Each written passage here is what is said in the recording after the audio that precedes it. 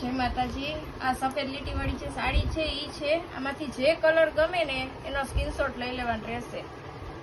બધા એના કલર કાપડ એકદમ સરસ છે। વિથ બ્લાઉઝ વાળી છે। આ રીતે સફેદ લાઇનિંગ સેટ આવશે।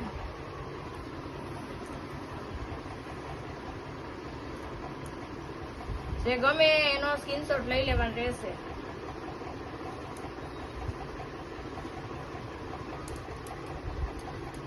મસ્ત છે, બધાના કાપડ સરસ છે।